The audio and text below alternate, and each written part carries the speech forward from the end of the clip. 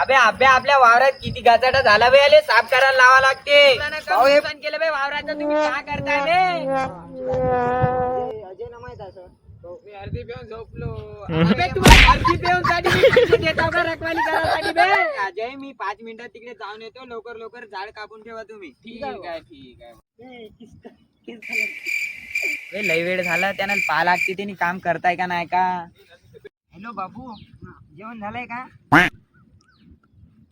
काय मी तुला काम करायला लावलं ना, तू इथं फोन बोलताय का नालाय का? भाऊ